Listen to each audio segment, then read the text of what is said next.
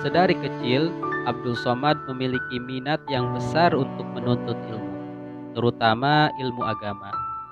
Konon, menurut ibundanya, sang anak sering mengumpulkan bungkus kue, bungkus obat nyamuk, dan kertas-kertas lain yang ada tulisannya. Khusus yang ada tulisan Arabnya, Abdul Somad sering berkata bahwa kertas-kertas itu tidak boleh diinjak karena bisa berdosa. Minat belajar Ustadz Abdul Somad sedari kecil memang sangat terlihat. Selain merengek meminta dimasukkan ke sekolah, Abdul Somad juga ingin bisa membaca Al-Quran. Mau ngaji, mau ngaji, begitu ia merengek kepada ibundanya. Saat masih kanak-kanak, Abdul Somad sudah meminta ibunya agar menitipkannya ke guru ngaji. Saking besarnya keinginannya untuk belajar membaca Al-Quran. Ibunya pun menuruti permintaan Abdul Somad. Iya, ibu antar kamu ke guru ngaji ya, ke surau, kata sang bunda. Lalu, di hari yang tepat, diantarlah Abdul Somad kecil ke salah satu guru ngaji yang dekat dengan kediamannya. Ini anakku Ustadz, namanya Abdul Somad, ujar sang ibu setelah mengucapkan salam untuk sang guru ngaji. Ini beras 1 kaleng untuk Ustadz. Saya juga bawakan rotan untuk Ustadz. Kalau anakku nakal, pukul saja. Saya ikhlas dunia dan akhirat. Demikianlah Abdul Somad akhirnya diantar oleh ibundanya sendiri ke guru ngaji dengan bekal rotan yang ujungnya dibelah 4. Ia dititipkan agar menjadi anak yang taat, bisa membaca Al-Quran, dan menjadi anak yang berakhlak mulia. Begitulah Ustadz Abdul Somad dididik sedari kecil. Ia tidak pernah dimanja seperti kebanyakan anak zaman sekarang. Orang tuanya tahu apa yang terbaik untuk anaknya di masa depan. Suatu hari di surau, teman-teman Abdul Somad terdengar sangat gaduh sebab sang ustadz sedang menjamu orang tua Abdul Somad. Di antara mereka ada yang berbincang-bincang, ada yang bermain dengan sesama temannya, ada juga yang sekedar memainkan pecinya. Hanya sedikit dari mereka yang mau membaca Al-Quran.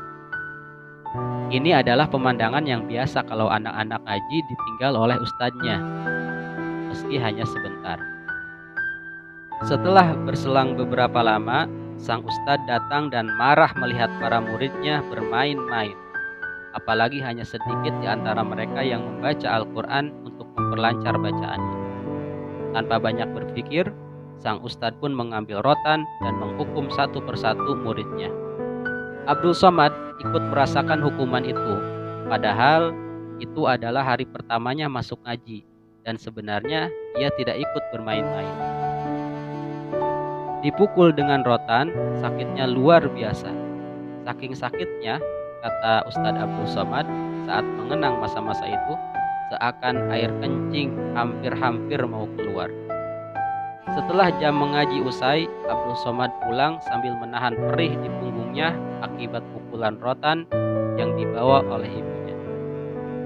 "Ma, tadi guru ngaji mukul," kata Ustadz Abdul Somad terharu. "Pakai apa?" kata sang bunda. "Pakai rotan yang emak kasih itu." Ibunya langsung berkata, "Mau aku tambah lagi?" Begitulah Abdul Somad kecil dididik. Ibunya tidak memikirkan hukuman yang diberikan oleh guru ngaji kepada anaknya. Nalurinya sebagai ibu tentu tidak ingin melihat anaknya dipukul atau disakiti oleh orang lain. Tapi ia cukup bijaksana dengan melihat apa tujuan sang ustadz menghukum anaknya, yaitu agar Abdul Somad menjadi anak yang disiplin, taat, sehingga kelak pandai membaca Al-Quran dan luhur tingkah lakunya. Anak yang kelak bisa dibanggakan dan meringankan beban saat di akhirat. Ustadz Abdul Somad menikmati masa kanak-kanaknya di Pekanbaru seperti anak-anak pada umumnya. Hanya saja, sedari kecil ia sudah dididik menjadi guru.